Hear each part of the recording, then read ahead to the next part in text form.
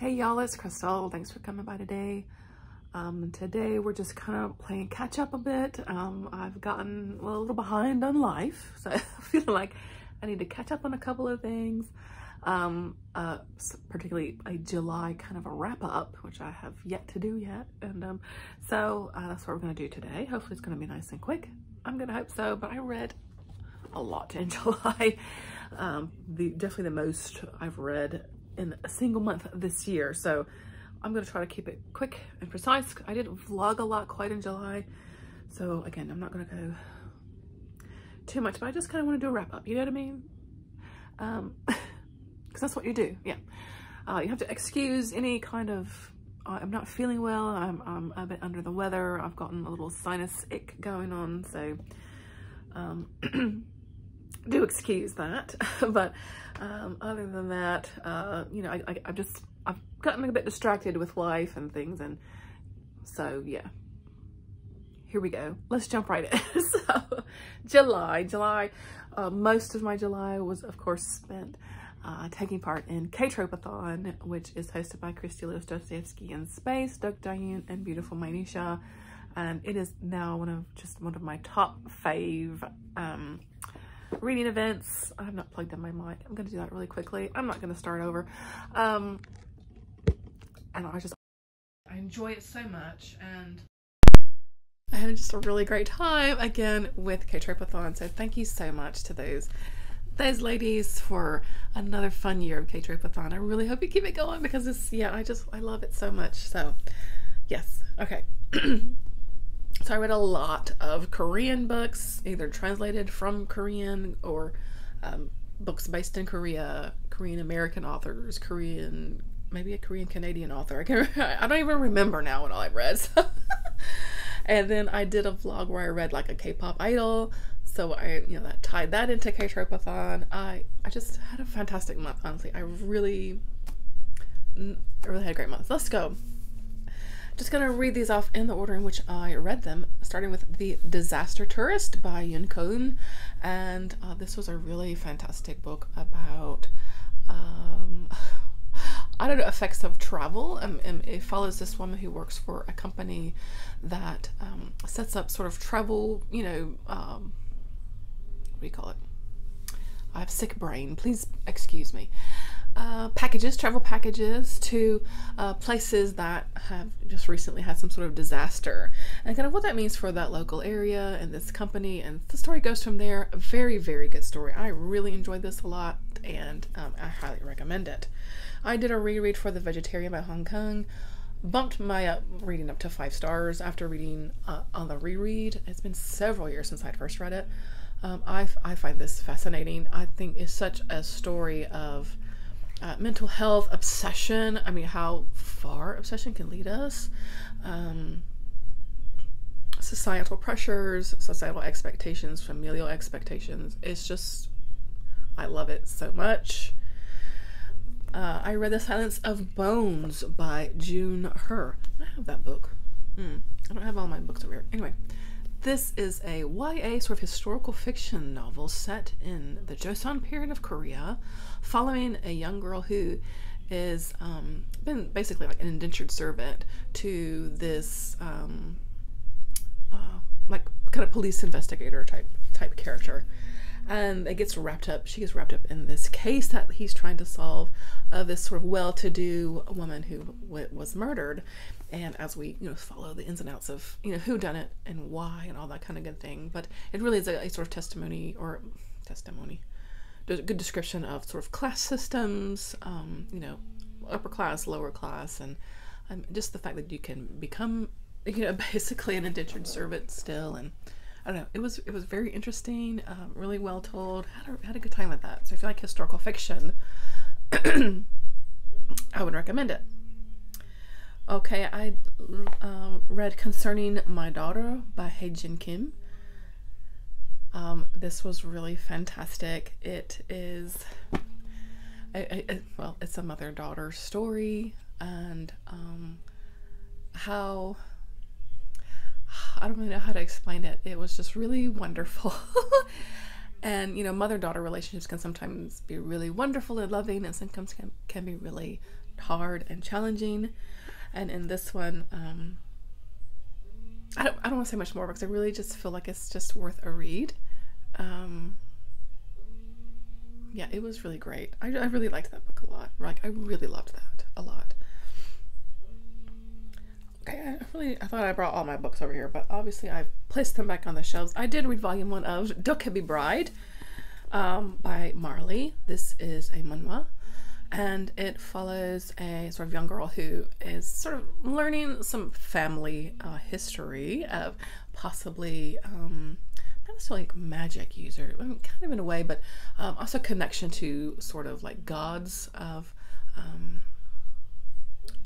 in this area. This is, you know, does take place in Korea, and her mom has passed. Her mom had died, and so her grandmother had raised her until she passed away. And this is kind of what's opening the world to her about, you know, some inner powers and strength that she has. And it's just volume 1. I definitely want to continue on with this one because I'm very interested to see where the story goes, because this is more, you know, definitely a very introduction to the story, and the artwork I thought was just fantastic, and yeah, so very interesting, really good, really enjoyed it. I needed more, yes. A book I absolutely flippin' loved because it was such a delight was A Magical Girl Retires by Park So-yoon. The cover is stunning, and again, just such a delight as we following this woman who, she's just about to hit 30, I think, and like her life is sort of is not where she wants it to be, right? And so her grandfather just passed away. That's like the last of her family. She's just feeling lost, and then she stumbles upon this woman who says, maybe I think you're a magical girl and who I've been looking for to help us save the world. And so in this world, we find that there are these magical girls who have these girls and women who have, you know, magical powers. Some of them, you know, specific, like one person can, you know, it's a specific kind of, almost like a superhero kind of power almost. And they kind of like rent themselves out in that way. Like if you need help with something, you can get yourself a magical girl to help you out, kind of thing. But there's a grand scheme, there's a grander thing going on here, particularly with climate disaster, basically.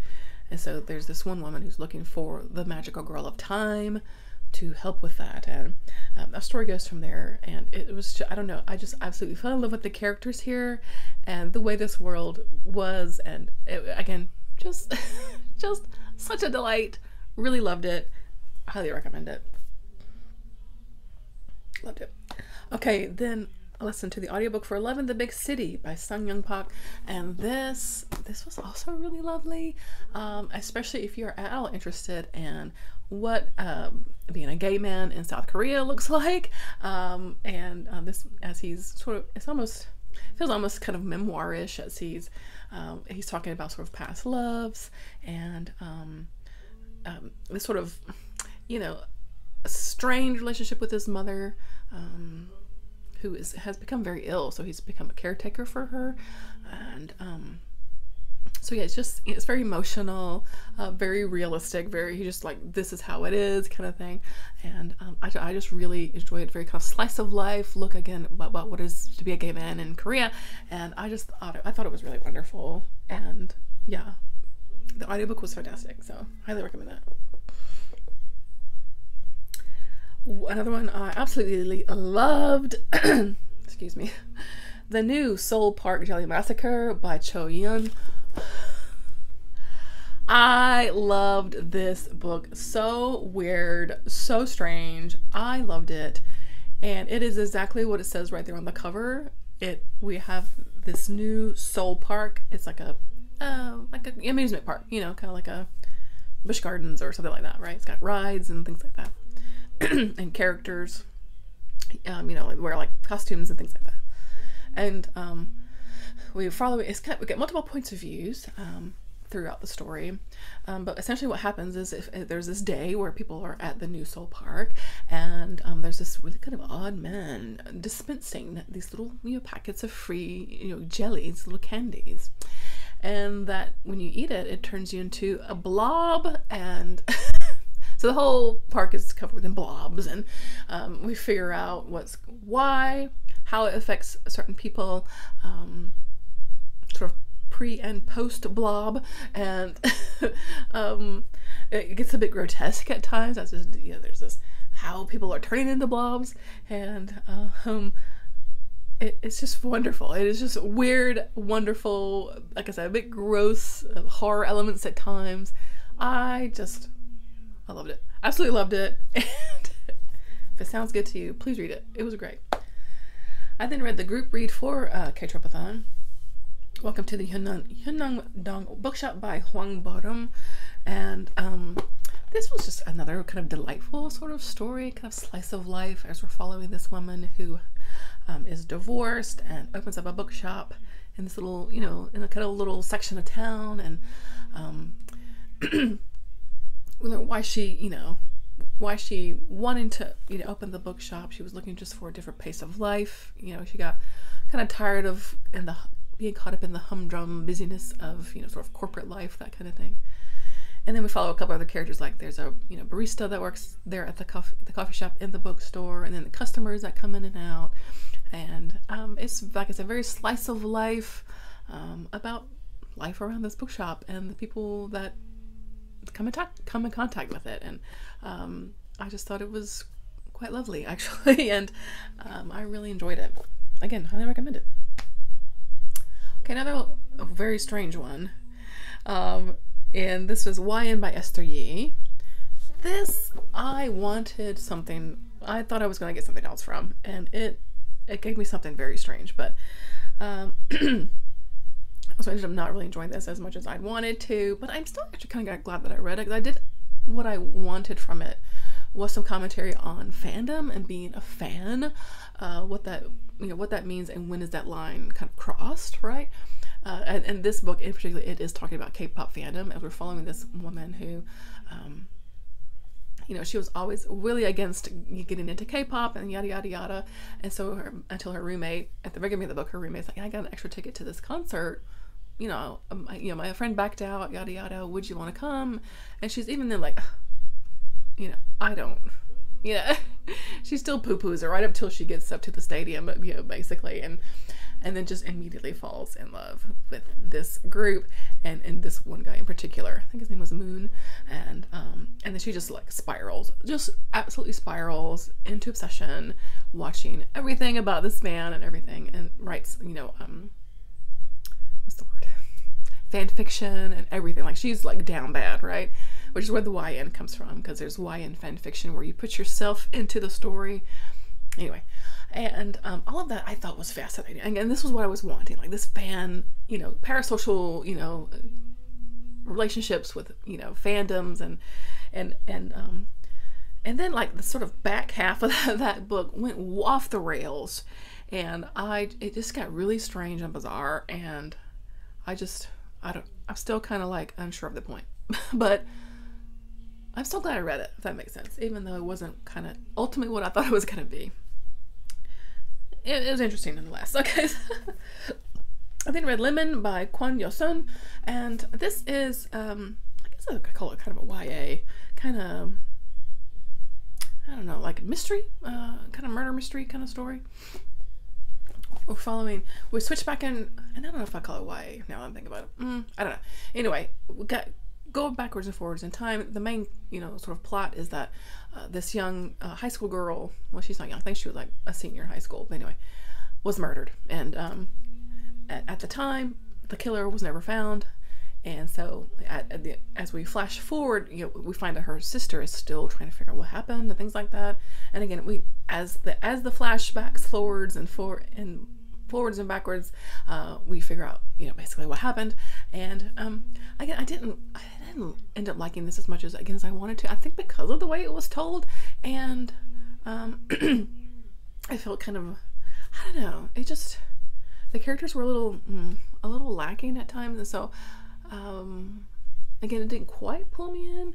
But it was a very short listen. It's a very short story, and I listened to it on an audiobook, so you know, it didn't take long. And but yeah, it didn't quite give me what I was hoping it would, you know. But I still enjoyed my time with it. A really fun one that I read next was called Day by Lisa Lee. This was a lot of fun, and as we're following this sort of young woman who is a songwriter for a lot of American, and well, not even just American, but a lot of well-known kind of pop stars, and she's working with this Canadian pop star who was invited to South Korea to play a big sort of music show, award show, and and so, that's the beginning of the story, is that she's there in South Korea and she's working with this singer who's a total like douchebag. He's like totally just gross. And she meets this like really like well-known famous K-pop group, which she knows nothing about K-pop until now, right? And so as she connects with one of the guys in particular kind of backstage, and they become friends, and then she just kind of becomes friends with the entire group as they start working together, because again, she's a pretty well-known singer-songwriter and makes her living doing that, and she's really well-known, right? And anyway, it goes from there. Maybe there's a love story forming with one of the members. I mean, it's really sweet and cute, and I thought it was really great, and I thought it really tackled a lot about, I think, a lot of prejudices that people have against or preconceived notions, I will say, about someone who is a K-pop idol, and that how that person is, and I thought that stuff was, when I think about it, I'm like, yeah, that was kind of talked about pretty well in here, I think. Even sort of racism against Asians in general. Yeah, it was good. It was really sweet. A little bit of drama, but it was good. It was just, if you're a K-pop fan, you'll love it. It's a good time. Oh, look at this! I have a physical book. I read the short story short story collection Miss Kim Knows by Cho Namju, and I really loved this. I did really. So I read Kim Ji-young War 1982 last Ktropeathon, became one of my top favorite books ever. After reading that, loved it. I still love that book so much. And this this kind of, I think, continues that story with a lot of Miss Kims, because Kim being the sort of almost like Smith in America, like very common, sort of surname. And so each of these stories, there is a Miss Kim, someone who's named Miss Kim. And what I really loved about this is it's a short story collection, so it follows different women in each story, and kind of stages of life. So we starts out with older women, and it ends up with kind of a teenage girl. So we're sort of moved backwards in time through what's life as a woman, essentially. So it talks, of course, about aging, relationships, particularly, there's a lot about mother-daughter relationships, again, aging, illness, love, finding love in relationships. Sometimes it's, of course, not what you thought it was going to be. There was one in here I really loved about this woman who really wanted to go see the Northern Lights in Alaska, and she was quite older when she finally made that trip, so how women sort of a lot of times will put their own life on hold, to raise a family and things like that.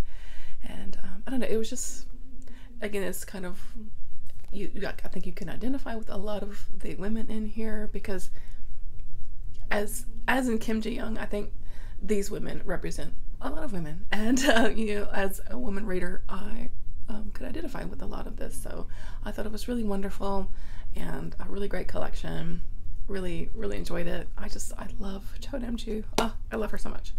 Okay, so then I started from here in the list are books that I read like when I was reading like Juyeon from The Boys, and the first of those was Even If This Love Disappears Tonight by Misaki Ichigo.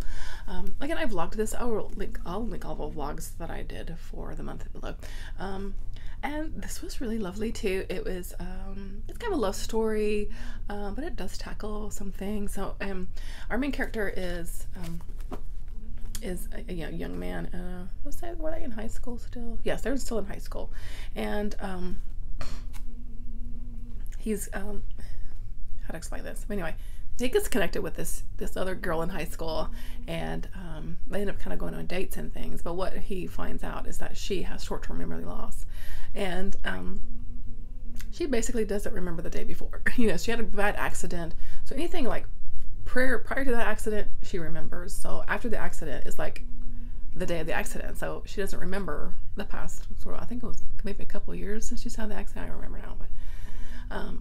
So every day she has this journal that she reads that gets caught up on life, and she makes notes about what happened the day before, that kind of thing. And so, you know, they still make this sort of deep loving connection despite that, and yeah, it just kind of goes from there. And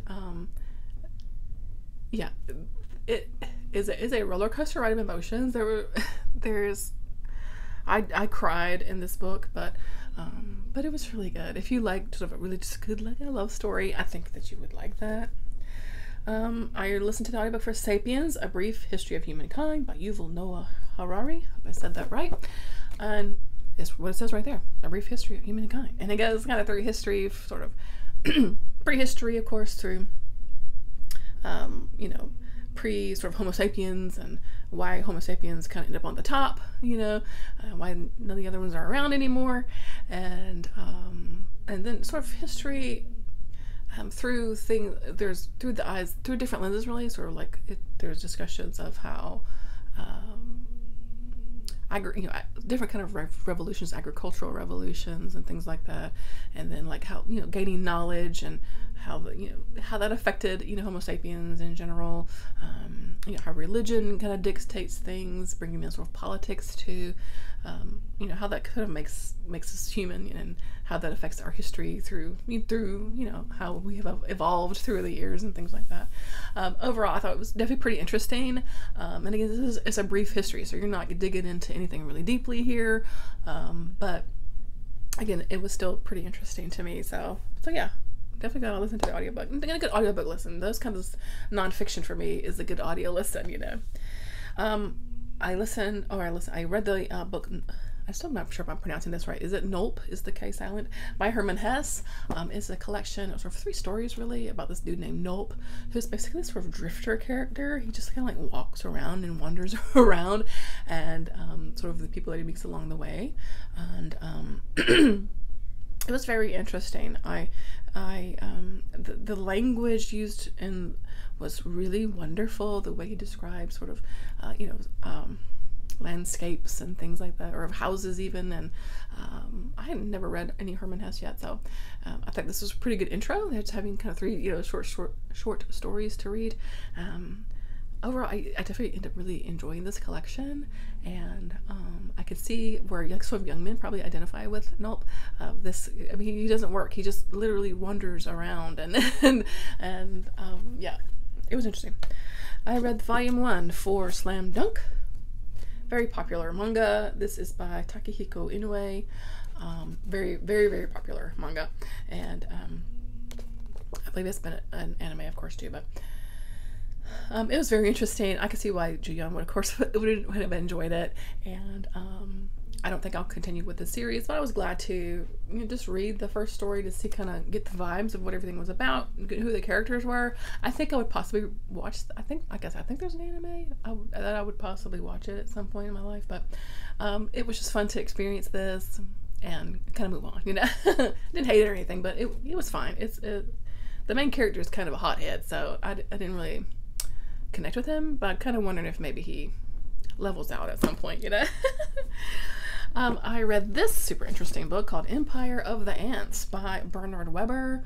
I really enjoyed this, and it was very, like I said, just super interesting, as we're following a couple of different things, and one of which is a colony of ants, and as we get the inside look about what it is to be an ant. And particularly, we're following these 3 ants as they are seeing things that don't seem quite right within the colony, and they're trying to get other ants to join them and stuff like that. Yeah, it gets a little brutal. And then there's like a sort of human side of the story where we're following this family that has moved into this apartment that was sort of gifted to them by an uncle that had recently passed away, a very eccentric uncle. Okay, you know where this is going, right? And he leaves a note, basically, don't go into the cellar, which means of course everybody goes into the cellar, and the cellar is very strange. It seems like it's a bottomless pit, and the people get lost down there for hours and hours and days, and they never return. And so yeah, there's that side of the story. And then the aunt side of the story, at the end they do sort of collide, and it gets a little weird. It gets a little weird and strange, but I thought this was super interesting, and I just had a really fantastic time with it. And yeah, very interesting. I thought it was great. Okay, then what did I read next? Oh yeah, I ended up with a couple of book club things. Excuse me. Curse of the Reaper by Brian Macaulay. This was for the Spinepreggers book club, which is hosted by Brad Proctor. I'll link his channel below. And I really had a great time with this one. I really loved this book. I did the audiobook, yes. And this is I don't know how to explain this, but I know how to explain it, but I don't want to get too spoilery either. So we're following a couple of characters, one of which is an aged sort of actor guy who for years and years has been playing this Reaper character in this series of like slasher movies, and he's very proud of this role and all of that, and but again, he's gotten older, and he's kind of doing these sort of convention circuit, with signing autographs and that kind of stuff. And then they're rebooting the series, right? And they're going to leave this guy out of it, though. They're going to recast the Reaper, and they recast him as this new young actor who has just gotten out of rehab. He's kind of fallen on a tough time. He's looking for a little bit of redemption, and that kind of thing. I don't want to say much else because it goes from there, and I don't know. I just really enjoyed this. I was so engaged, and with where the story was going, it pulled me in. I had to see what in the world was going to happen, and yeah, I just really loved this book. So I highly recommend it. It's fantastic. Yes. I also did I listen to the audiobook? Yes, I did listen to the audiobook for Burnt Offerings by Robert Marasco. This is for the 70s horror project that's started by Greg over at Another Bibliophile Reads. There's a little group of us that are working through some 70s horror books, one per month, and having a discussion. I did meet with Greg and Cliff from Cliff's Dark Gems to discuss this one. I'll link that chat below. I loved this book. Okay, first of all, let me get that out of the way. We're talking slow burn, but I couldn't stop. I just couldn't stop listening to it, and I devoured it in a very short amount of time. So we're following this family. It's a husband and wife and their young son. They live in Queens. It's the summertime. Summertime's the perfect time to read it because it is sweltering hot, and you feel it, the way he describes how hot it is and everything. Fantastic. And they're like, let's get out of the city for the summer because we can't deal with this. The hot city, the noise of the city, annoying like neighbors in their apartment. Like, yeah, let's get out. So like, shoot. The woman finds this ad, kind of like on the, up towards like, probably like, I don't know, like Long Island or something. Maybe I don't even know where it is. But anyway, and so they go check it out. It's this old looking kind of decrepit house, and there's this, it's like his brother and sister that are like meeting them there, and they're like kind of odd, but the price is right. You know what I'm saying? And the woman right away is immediately like, yes, I need to be in this house. And the dad's like, and then he's like, oh, okay, kind of reluctantly. The story goes from there as we follow this family in this house and how this house affects them. That's absolutely all I'm going to say because I thought this was perfection. I absolutely loved it. When it got to the ending, mind blown. I thought this was just fantastic. I cannot recommend it enough. Sometimes you read, vintage horror and you're just like, ugh. This was awesome. Really awesome. Go read it. It's fantastic. It's great. Lastly, this was flipping great too. I I loved it, this book. Okay, this was our book club pick for Death by TBR book club, which of course I co-host with my pal Kelly from Kelly Hooked on Books. I'll link her channel below. I'll link our Discord below. Come join us, because we read good stuff like this. This is out by Natsuo Kirino, translated from the Japanese, I think by Scott Snyder, but let me double check that. Steven Snyder, excuse me. It's translated by Steven Snyder. Okay. This blew my mind. I had previously read Grotesque by Natsuo Kirino, and I enjoyed it. This I loved even more. Even more. We're following a group of women, most of which are kind of middle-aged or older. A group of 4 women. One is a bit younger, but you know they've kind of made a connection by working the night shift, right? So they work at this kind of like a factory type setting, right? And at the beginning is this, we're getting to know the characters and kind of their home life, what they're like, that kind of stuff. And then one of the women is dealing with kind of an abusive husband, a son of a bitch type of husband, has spent all their money. He's just not good. And so one night she murders him. Yeah, she kills him dead. And because she has 2 young boys, she's like, oh God, what have I done? And so she reaches out to her friends for help, and they help her get rid of the body. And the story just goes from there. It just goes from there. And again, another really sort of slow burn as things just get worse and worse. It reminds me of A Simple Plan by who was that, Scott Smith? But in that way, because they think, okay, we've gotten rid of the body. Just everybody chill and it'll be okay. And it's not a good idea, right? It's like things just kind of get worse and worse for these women. And by the time the ending rolls around, you're like, holy moly, how do we get here? You know what I mean? And so that's why it kind of reminded me of A Simple Plan in that way. But anyway, this is not going to be for everyone, I think, because of the writing style of Natsuo Kirino. It can be a bit hard to get into. The first little bit of this was, okay, I got to keep going. And it's just the writing style, I think. But to me, the characters were so rich here. A lot of discussion here, of course, about just poverty in general and what poverty and desperation will lead you to do. And that for sure. Women being stuck in just really crappy relationships in general, and putting up with a lot of crap. Yeah, that's in here too. And this was written in the 90s, so I think at the time period this was probably pretty transgressive and pretty like kind of like, I'm kind of wondering what people thought about this when it first came out, Anyway, I loved it. I can't even say any more about it other than I flipping loved it. Just give it a go, see if it resonates with you. It's a bit on the longer side, but well, it's not crazy long. It's about less than 400 pages. But yeah, I got a lot of tabs in here. I am not a tabby person, but like, yeah. I can't even say 5 stars. Loved it. Was this my favorite read of the month? I really love this. I really love the new Soul Park Massacre, Jelly Massacre. I love that so much. I loved my reread of The Vegetarian. That was a highlight. I had a really good month. I had a really great month. So I'm gonna leave it here. Thanks for watching. I hope that you're doing well and taking care of yourself, and let me know kind of what your highlights of July was. I'd like to know. And again, thank you so much to the hosts of Ktropeathon. I just had a blast. I read so much good stuff.